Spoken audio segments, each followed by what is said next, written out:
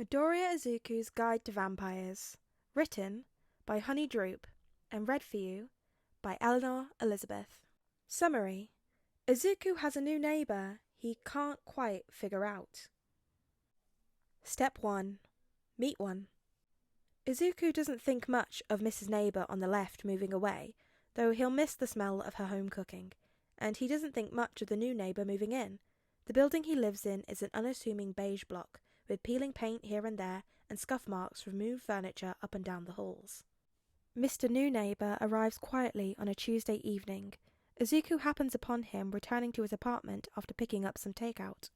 The hallway is otherwise empty. There's no moving company, no person huffing and puffing after hauling their boxes up 13 flights of stairs, nor any of said boxes at all. Izuku only sees a lone figure at the end of the hall, in the front door with a couple of suitcases. A tall man with spiky blonde hair, framed around a face with equally sharp features, made all the more pronounced by his clenched jaw, fishing for keys out of his pockets. Moving in? He turns to look at Izuku, his crimson eyes a striking contrast to his pale skin. Fucking trying to. Of course you are. Right. He sees a flash of sharp teeth as he scoffs. Dumb crut. The door slams shut before Izuku could say any more. Welcome to building 203. Izuku finishes quietly with a slump as he makes his way inside. Step 2. Study them. Izuku doesn't see the new neighbour for weeks. But this isn't the strange part. People come and go all the time, if it's even noticed at all, seeing as most of the tenants in the building keep to themselves. What's strange is what he hears. Through the paper-thin walls of their shared apartment wall, his neighbour seems to live a quiet life. Too quiet. Izuku tries not to be nosy. It's not about that anyways. It's just that you never really notice the hum of an old air conditioning unit or dishes clinking together in the sink until it's suddenly not there one day. On some nights when he can't sleep, he's almost sure he can hear the faintest of shuffles on the other side. A sign of life, he hopes. In the silence that stretches between these nights, Izuku can't help but wonder who he is and what kind of life he leads. It isn't until their next interaction that Izuku's mind begins to run at full speed. Through the walls, he finally hears him talk.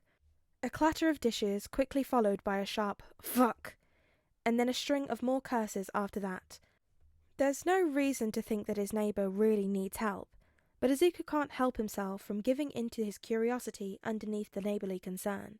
The wait after his first knock has him second-guessing the decision, shuffling sheepishly outside in the hallway.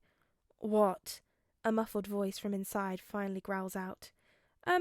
Just wondering if everything was okay? If you need help, maybe? Another long silence has him leaning into the door, straining to catch an answer, until it clicks open suddenly. The gap reveals little about the apartment, only enough to show the neighbour's irritated face, as Izuku's eyes can't help but travel downwards, a very shirtless torso as well. Help? Izuku gulps. I mean, do you need help? Got bleach? Meet me in the laundry room, and the door clicks shut again. Step 3. Familiarize yourself with them. Spilled wine, Katsuki explains as he splashes a generous amount into the washer. He's dressed in a different shirt now, but Izuku isn't any less flustered. He sees that Katsuki brought a book, but it ends up untouched for the whole wash and dry cycle where they get to chatting. He doesn't expect to have much in common with Katsuki, but it turns out that he's a writer and researcher, like Izuku. Well, sort of.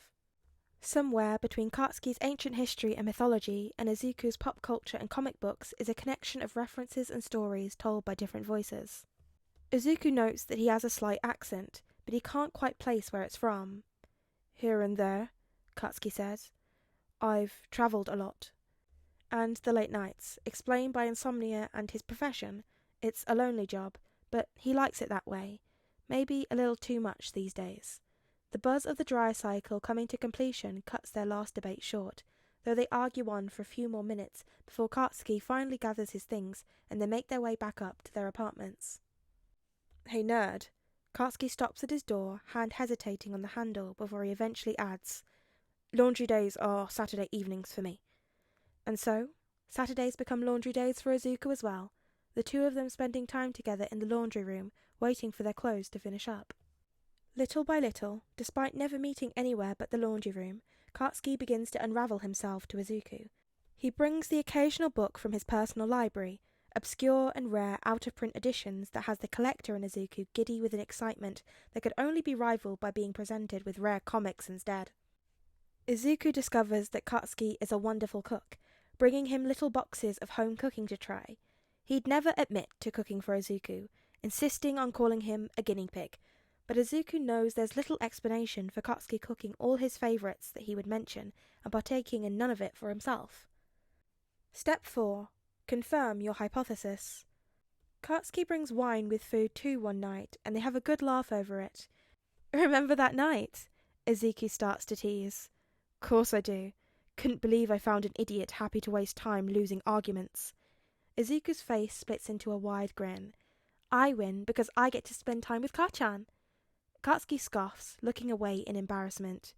You're lucky I'm not sick of you yet, nerd. I am, Izuku agrees happily, resting his chin on his hand and softening his gaze as he studies Katsuki's face, landing on the tips of Katsuki's pink ears.